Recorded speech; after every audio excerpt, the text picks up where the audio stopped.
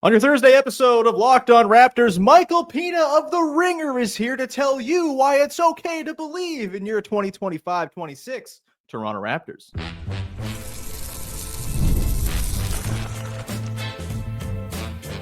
You are Locked On Raptors, your daily Toronto Raptors podcast, part of the Locked On Podcast Network, your team every day. Hey, what's going on? And welcome to another episode of Locked On Raptors, part of the Locked On Podcast Network, your team every day. It is Thursday, July the 31st, and I'm your host, Sean Woodley. I've been covering the Toronto Raptors now for 11 seasons on various platforms. You can find all my work over on Blue Sky. You can find the show on Instagram. You can join us in the totally unhinged Locked On Raptors Discord server, where definitely some people need to go outside. It's okay to not obsess over RJ Barrett in the middle of July. I promise. Either way, come be amongst sickos in the Discord. It's free. Link in the description of the podcast. We'd love to see you become part of our listener community. Today's show is brought to you by our friends at Game Time. Download the Game Time app, create an account, use the code LOCKEDONNBA for $20 off your first purchase. And we're off and running here on your Thursday edition of the show, last show of the week, as we bring in one of our faves, Michael Pina from The Ringer, who last week on the Zach Lowe show did something you don't often hear around national media circles these days, and expressed mild optimism about your Toronto Raptors going into 2025-26. He wrote about this as well last week or a couple weeks ago on The Ringer. I don't know what time is. Who knows? But Michael is here. Pina, how's it going, pal? Nice to have you back. Thanks so much for having me, Sean. I'm super excited to join you as the co-chief exec of Toxic Positivity. So we are going to get into a handful of reasons why it is okay for you, the Toronto Raptors fan, in the middle of the summer to feel all right about the prospects for your Toronto Raptors coming into this upcoming NBA season. We'll talk about Scottie Barnes, RJ Barrett, Immanuel Quickley kind of assuming new roles. We'll talk about the youth. We'll talk about, frankly, the just misshapen state of the Eastern Conference and how it could help the Raptors' cause. Pina, as a Celtics guy, very much knows all about how the East is looking this year. But let's start with Brandon Ingram, Mike, because you mentioned Ingram on your show with Zach last week. And I thought it was interesting because I haven't really heard anyone outside of, frankly, like Toronto Raptors media podcast, that small, tiny universe here, talk about Brandon Ingram as a basketball player in like 18 months. It's all been, well, he stunk in the playoffs against Lou Dort. Yeah, he was injured, but maybe we'll hand wave that away because it sounds more fun if we say he stunk. There was like the bad Team USA appearance that he had. There's the not playing very many games for a very bad Pelicans team. There was the trade and the won't he actually play? And should the Raptors even trade for him? And then the contract extension. And now the Raptors sort of salary cap sheet seems to be the topic du jour for people who like to examine the Raptors' state of affairs as well. The actual basketball player, Brandon Ingram, we haven't seen play for the Raptors yet. We don't know what level of health he's going to be at, though it seems as though he's been fully cleared and is fully recovered from the ankle thing he suffered. You dubbed yourself one of the foremost believers, perhaps the foremost believer in Brandon Ingram, the basketball player, on this show with Zach. Mike, tell us why. There's a lot of reasons, and I think you did a really good job of outlining exactly why his reputation and kind of the perception versus reality situation we find ourselves in when we talk about Brandon Ingram, all of the bad stuff that has happened recently to him, going from World Cup, various injuries suffered in a dystopian New Orleans Pelicans situation where his co-star Zion Williamson can never stay healthy and he has no three-point shooting to support him, gets traded to the Toronto Raptors while hurt, and they sign him to this 3-year $120 million extension that makes everyone want to pull their hair out. I just think he's a very good basketball player who situationally has never been in an ideal spot. Has made the most of pretty much all of his surroundings when healthy throughout his career, and now finds himself surrounded by, I think, if you're just even if you're talking about a couple of guys off the bench, maybe the 6th and 7th men, Gradey Dick and Agbaji, like respectable 3-point shooters next season, I think he has space to operate. I think he will not be defended by the primary defender, the best defender on the other team most nights. I think that his two-man game with Scottie Barnes, with Jakob Poeltl, with Immanuel Quickley can really pop. And I guess like when I really just kind of zoom in on his game, this guy can work off ball. He comes off pin downs, very comfortable. I think he's a good spot up 3-point shooter, and he has shown in his career. It was a while ago, but it happened when he was a capable, pretty high volume 3-point shooter for a couple seasons. Mhm. He is, DHOs out of the corner. He's cross screens on the block. He's pretty much unguardable when he gets to his spots. I was just watching before I came on, because I'm a total psychopath, a bunch of his drives last Mhm. season, just kind of the offensive sets that originated, how he got to his spots. And it was just like, we'll throw the ball to Brandon Ingram on the left wing and we'll kind of wait for help to come, but we don't really have anything cooking. And he just made stuff out of nothing. I think his vision is incredibly underrated. I think if you Mhm. look at the numbers, his assist rate at his position has always been low 90th percentile. He is a willing passer. He can throw pretty much any pass. He keeps his eyes open when he takes off for the rim. Throws the skips, throws the pocket passes. I think Jakob Poeltl will eat when they run high pick and roll together. Mhm. Get him, pretty good looks at the rim, and set him up for the push shot. And he is so, I think, like, one of the more important parts of his game, and another, I guess, reason why he is a little bit underrated is the shot selection and just like his shot diet, because his shot quality is always like the worst in the NBA. He's a Sure. main maven. He takes really tough contested shots. Um, and the thing about him is he's had stretches in his career where he's been the best, like KD-esque mid-range shooter. Like, he's Mhm. got just impeccable touch from like 10 to 16 feet, gets to his spot at will, has really good handle. Um, and I just think he's like one of the more special, like, I'm not going to say he's like one of the best offensive players in the NBA, but I wrote this piece at the end of the 2022-23 season, post All-Star break. He was literally like, he was one of the best. His usage was like 40% or something. His true shooting Mhm. was over 60%. He was averaging 27 points, like 7 boards, 6 assists, something like that. Like, he was incredible with no help. Yeah. And so I've seen it. Like, I've seen him be an excellent all-star caliber player. And I think that if you just like combine the anti-analytics portion of his game, which I think is a little, I would debate that a little bit, with the fact that he's like been to the playoffs twice. Um, like, his reputation is just shot, and Yeah. people don't really understand why he was paid as much money as he was. And I think he's just a really good basketball player. And you mentioned the Celtics earlier, so I have to say, like, he is, to me, like, if he was in a situation like the situation Jaylen Brown was in, we would look at him in a completely different light. And I think he's awesome, and I think he will have a very good season. And I would not be surprised at all if he made his second All-Star team.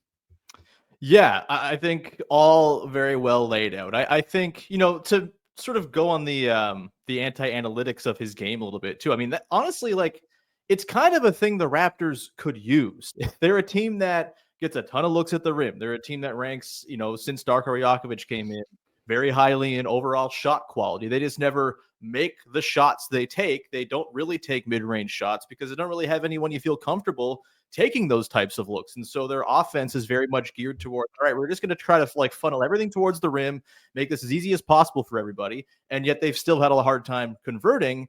I think Ingram, he's a good rim finisher. We talked about the 3-point shooting. Like, I'm with you. Like, I think he is someone who, I buy it. I believe a lot in the sort of effect of leaving the Pelicans and coming to a team that is not the Pelicans, and Darko Rajakovic's ability to kind of elicit buy-in, which I think has been one of his best strengths as a coach so far in 2 years on the job, in context where the team was winning 27 and a half games on average too, right? Like I think Yep. if the team is like pushing towards something, I think the ability for Darko to elicit that buy-in is only going to get easier. And with Ingram, he's talked a lot about it being like a fresh start. He's happy to be here. He picked Toronto over Atlanta when it came down to the two teams that he might end up with. Like, I think if there is going to be a time at which Brandon Ingram buys into being more of a spot-up guy, happily taking those catch-and-shoot threes to infuse some shooting and space into an offense that badly needs it, while also bringing in the stuff you talked about, the sort of working from the elbows and just like this sort of anti-analytic stuff that runs counter to the way the Raptors run their stuff. I think there's a lot of opportunity for him to really shine here. We've got more on the cascading positive effects of Brandon Ingram for the Toronto Raptors coming up in just 1 second here with Mike Pina. But first,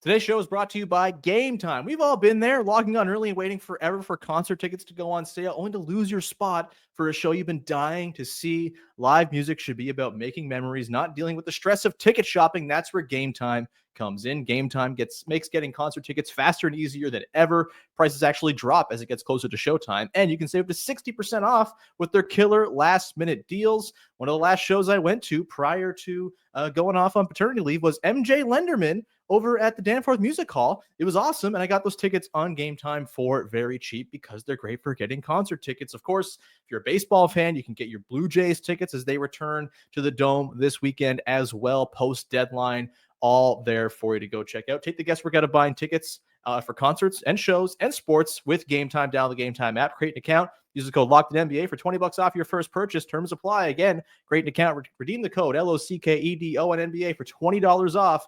Download Game Time today. Last minute tickets, lowest price, guaranteed. The thing that I am most intrigued by with the arrival of Ingram, on top of just like watching him play basketball because he's a fun watch, is to your point about Scottie, Quickley, RJ. Yes, they're going to help him, but I also think his arrival is really going to benefit those three guys who, we can be real about it. They really struggled last season. They lost their minutes together handily. The BBQ trio did not work. They got cooked. And so, I think there's this sort of, you look at those numbers, which again, it's like a tiny sampling. They played 10 games together last year because it was such a just disjointed season. And by the time everyone got healthy, they were, mix and matching who was even playing in the interest of tanking. And so I don't know how legible any of the data really is, but still they got waxed in their minutes. And it's fair to say they were all a little overextended in the jobs they were asked to do. My question to you, Mike, is, Brandon Ingram comes in, everyone presumably gets knocked down a little bit, a spot on the totem pole in the hierarchy on offense. I think Scottie becomes more of this sort of play finisher type as opposed to this create from the top guy where he really struggled with that. The pull-up three-point shooting wasn't there on top of the catch and shoot stuff, but the pull-up stuff was just a disaster. We found some success with the turnaround in the post and all of that, and I'm sure there will be space for that, but I think now he gets to more sort of operate in the sort of in-between spaces of the offense where he's going to get to finish a lot more. And I think he's proven himself a pretty capable finisher on top of, I think, one of the more under-talked about development stories of any player in the league last season was Scottie Barnes becoming just like an all-world level defensive player as well. And I think he's going to get to shine further there. On top of that, you get Barrett, who, like you mentioned, that back part of the season after the trade was excellent in a very sort of streamlined, low touch time, running off of curls type of role. There wasn't a whole lot that he was doing. It was a pretty simplified, base offensive load for him, and it all worked out pretty damn well. I think he gets to move back towards that with Ingram on the team. Quickley, obviously, struggled last season when he, first to stay healthy, and then there was in and outs, and I think he really finished strong, but it was also, it was the Chicago Bulls thing of, hey, you're doing really well in March. Good job. Let's see it against real competition in the bulk of the season. It's when he played, so it's all we have to go on. Of those three guys, who do you think stands to benefit the most from the arrival of Brandon Ingram? I think it's Scottie. Yeah. Pretty easily.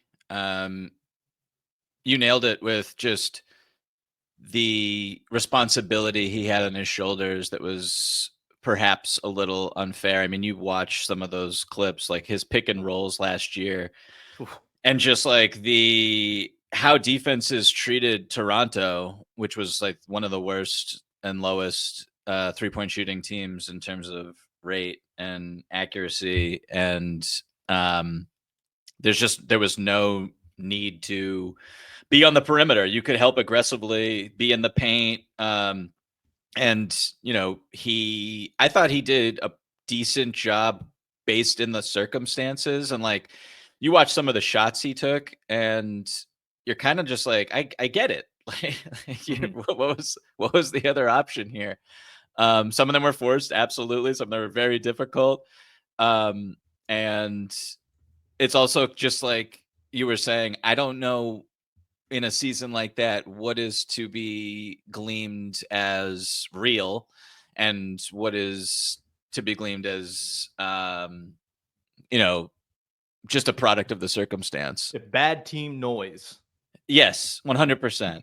And I think like Brandon Ingram has pretty much always been, or just like, the past few years when healthy, a highly efficient player out of isolation and pick and roll when a defense either shows help or hard doubles or soft doubles or just rotates to him in an aggressive manner. And I think that either he's going to get that and he's going to find, I think Scottie Barnes has an opportunity to be in the dunker in small lineups when he plays the 5. I think that, we'll see how those lineups can stand defensively, but I think those are really intriguing offensively. I think that his post-ups, he'll have a lot more space to operate, talking about Scottie Barnes.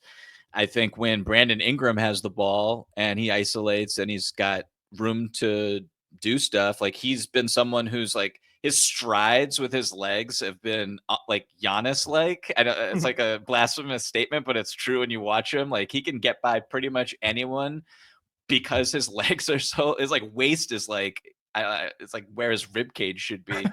So he can step by pretty much anyone, get an advantage, draw help, and he will find that's the beauty of his game and his skill set is just like once that happens, he's capable of making a tough shot off balance, but he's also really willing to pass and feed teammates, and that's like that's why I like him so much. So I think Scottie will benefit in a lot of different ways if Scottie cuts. And is just generally around the basket. I don't think, him necessarily spacing is the right call, but you could have Scottie be setting, wide pin downs for RJ Barrett, who was like awesome when he was getting to his left hand off DHOs last year at the start. So I just think there's a lot of different ways that, the offense can diversify when you have a talent like Brandon Ingram and you don't need to be as predictable as you were with someone like Scottie Barnes last year. And there's just a lot of different things that you can do. And I think that those two will develop a chemistry. It won't be right away. I think those two will develop a chemistry because they both are just like really good passers for their position. And that always helps. Yeah, we'll come back, Mike. We'll get into a few more things. I want to talk about defense a bit because we talked a lot through the lens of the offense and how Ingram's going to help it. But I do think, the defense was maybe the story of the team in the second half of the year. We'll get into the sustainability of that. We'll talk about the youth on the bench and the possibility for internal growth, the weak East, a little bit more coming up as we close things out on the look at reasons for optimism for your upcoming Raptors season. We'll do that in just one sec.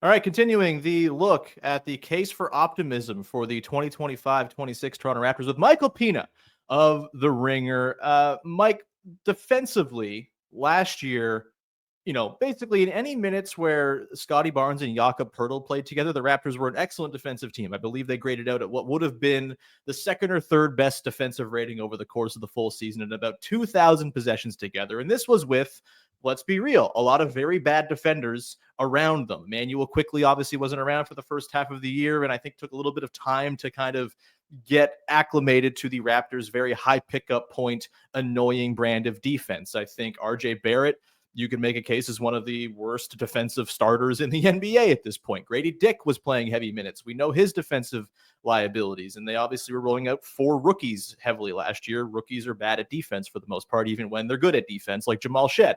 I think, the numbers where they were like a top 10 defense for the second half feel a little bit fool's goldy to me, just because of the quality of competition, although they were doing very well in that regard in like January, February, before things got super fake. So I think there's some reason for optimism there. Ingram obviously doesn't come in as like this lockdown wing defender by any means. I've kind of maintained, I just think his like functional length at the 3 next to Scottie and Yak is going to be helpful in a way that, they just haven't had that in terms of like functional size. They've been so 6'5" coded in recent years with the guys, playing at the 2 and 3.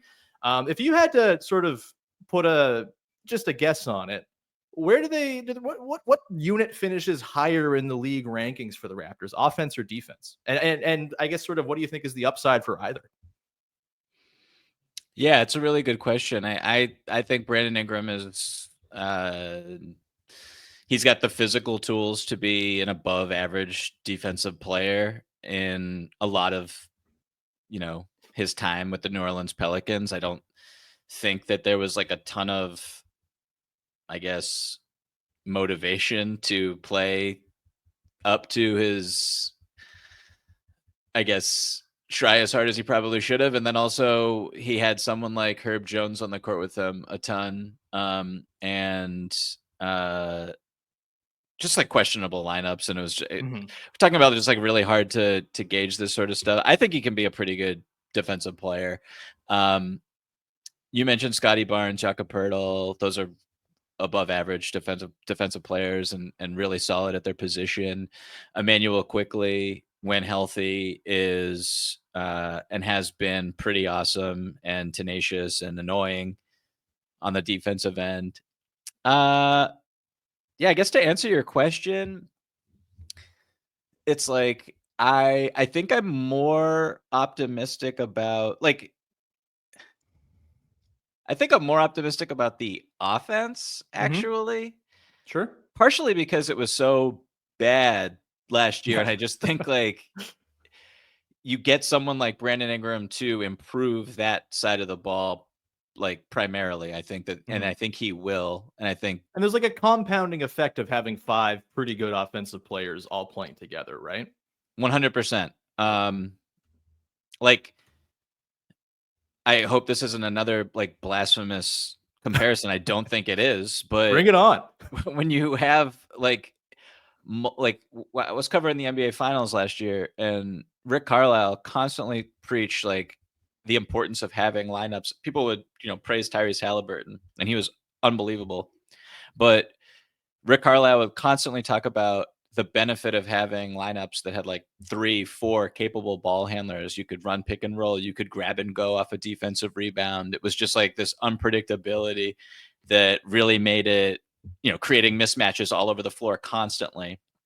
And I think that there's, to play that way, that fast is really hard. I don't know if the Raptors will do that, but I think just having the ball handlers on the court makes them a little bit harder to guard. So I we'll see with the shooting. That's like kind of the sticking point still. I'm a little higher on RJ Barrett getting the looks that he should. We'll see. I think like 2 years ago, Scottie Barnes was actually a pretty good spot up 3-point shooter. Last year was just not as a disaster, frankly. Yeah. Wasn't great last year. I think he'll get better looks also off of the attention that Brandon Ingram draws. And I think Brandon Ingram's just like an elite, or can be an elite shot maker from all 3 levels. So we'll see with that. I'm interested. I mentioned this a little bit before, but the different lineup combinations when they go small and you add a Dick to the court and you add Agbaji, and hopefully Agbaji can be as effective, knocking down corner threes as he was last season. And I think that Gradey Dick is also someone, not only you can't leave him alone in the perimeter, but has a little more juice to his game off the bounce that we should see that could open things up for everybody else. So those are two shooters who, I mean, this is where like the defense is just, that's where it gets like really curious. And Right. I'm with you. Like they finished second in defensive rating last year after the All-Star break. And I don't know. I can't say that that's like super real. They tried, like they played hard. That was awesome. Not everyone They are plays try hard. hard bastards, kind of. Yeah, like it's that's kind of their whole thing, which is they won more something. games than the organization probably would have liked for draft reasons. And speaking of the draft, I have like no idea. I don't know anything about the rookie who's coming in. If he is a solid defender who's able to contribute right away as a rookie, that's great. He has size. That's promising. More rebounding. That's terrific. But I think like if you are around league average, they finished 15th in defensive rating last year, I think. If you're around league average defensively and then like, up and down, like we'll see what the 3-point shooting is for them offensively.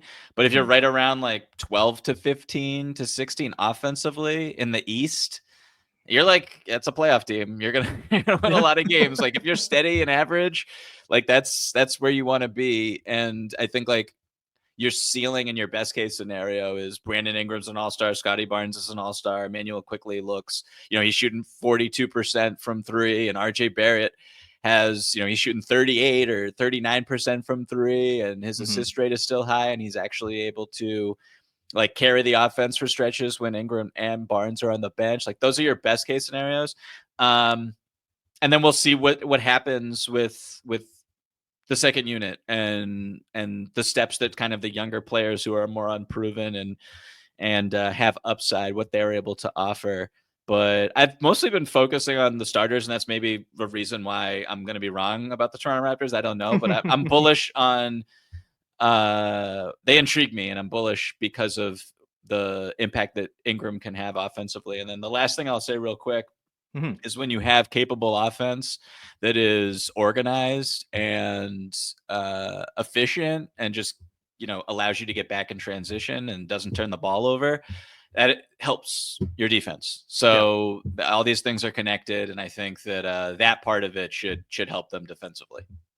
Yeah, I think to your point of the bench, I think, there was a lot of excitement watching the Raptors in Summer League as guys who were probably just going to be the bench for the Raptors this coming year were harassing opposing ball handlers, and Jacoby Walters getting 7 steals and all of this. And I'm not here thinking like they're all going to make gigantic, substantial leaps in year 2. Summer League means literally nothing to me. But I do think if you sort of subscribe to the idea that the Raptors, with Darko Rajakovic and their coaching staff, with Jamba Malalela and the rest of the crew they've got built here, have kind of tapped back into their developmental magic of eras past, which, I think most of the players who are on the team have gotten better at basketball since Darko arrived 2 years ago. I think there is something there.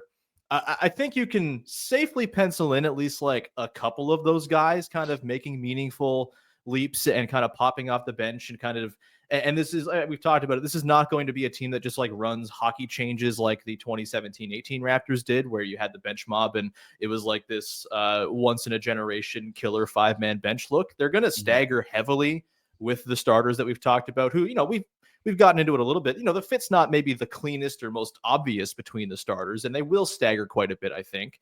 And that's where guys like Gradey Dick and Jacoby Walter and Collin Murray-Boyles can kind of be additive pieces. Ochai Agbaji in there as well. I think it kind of fits in any lineup.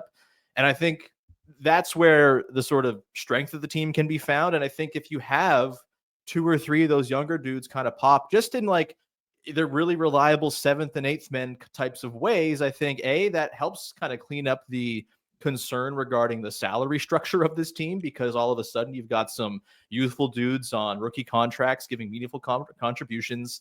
And then it also just lengthens the rotation in a way that I think can really pay off over the course of a full season. We haven't even talked about like Jonathan Mobo, who, he's got to learn how to hit twos, and maybe he doesn't, but like there's a lot of defensive promise there. Jamison Battle just feels like a guy who is going to be on NBA floors for 10 years, banging threes and maybe not doing much else, but the dude can shoot. And so, yeah, I think there's reasonable optimism. I think that a couple of those guys can kind of hit and give them the type of length in the rotation you kind of need to rack up wins in what will be a pretty weakened Eastern Conference. And that's where I want to finish this off, Mike.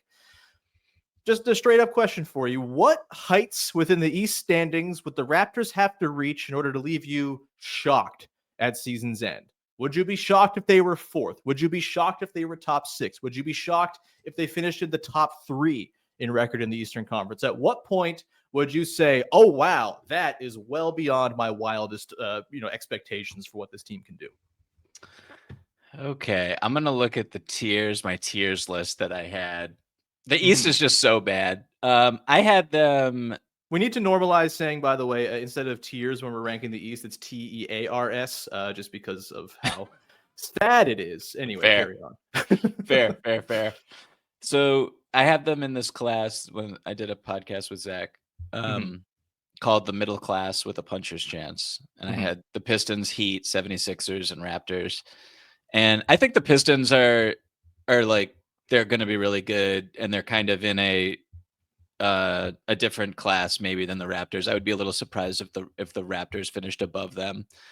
But those other two teams, like, it wouldn't, like, I think the Raptors could finish sixth, like not easily, but I'm completely out on the Milwaukee Bucks. I think that the Celtics and the Pacers, to a lesser extent, will treat this season like a gap year, and it would behoove them to do so.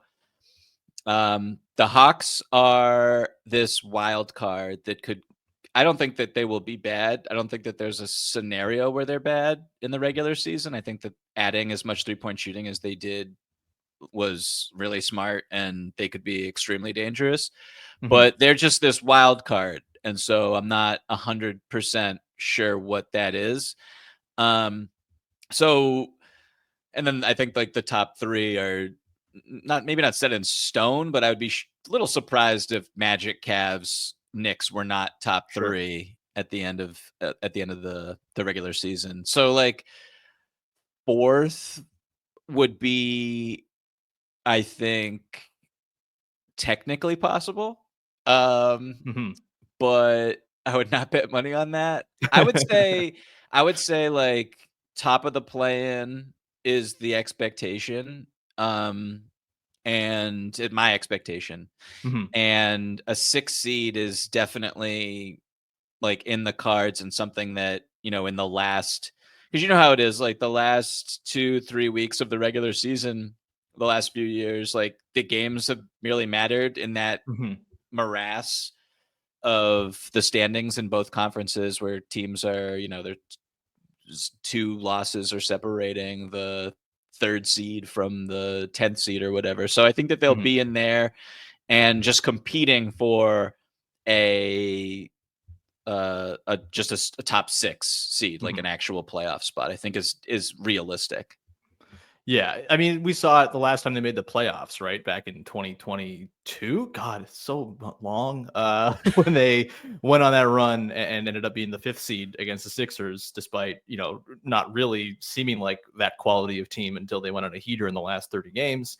But yeah, man, I look, I have to be optimistic because I'll go insane if I do a daily podcast about the team and I'm just a doomer all the time. So I'm inclined to lean towards the, sunshine and roses end of things. But I do genuinely think that, obviously health providing and everyone being on the floor, which has been a problem for this team in recent years, there is a reasonable case to feel pretty all right about where the team can go. Maybe not if you're the type of person who views championships as the only goal. Sure, I'm not that kind of person. I am still very much in the I have beaten Ganon and I am walking around Hyrule just doing side quest stage of fandom after the Raptors won a championship.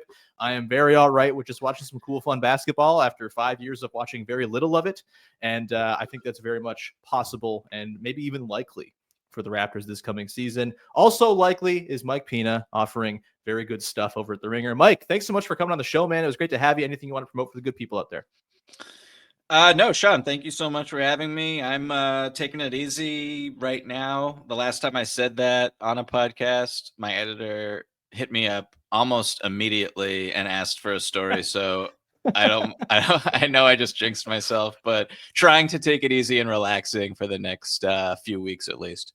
Oh yeah, I look forward to the incoming 3,000 word Brandon Ingram deep dive you're going to be forced to do. So I can't wait. Thanks so much, man. Everyone, thank you for rocking with the show. Follow, subscribe, rate, review, tell a friend, all that good stuff. Join the Discord, link in the description of the podcast. As always, 100% free to do. And we'll be back again next week as we're going to, continue the offseason. Big V will be back after a much-earned week off after carrying the show for 6 weeks. We'll talk with Vivek about fun lineups we want to see the Raptors deploy in what should be a very stagger-filled season. That should be a fun one. And, we'll get some mailbag action. We'll get Katie Heindel back on the pod. All that good stuff. Thank you so much, as always, for rocking with the show. We'll talk to you soon. Bye-bye.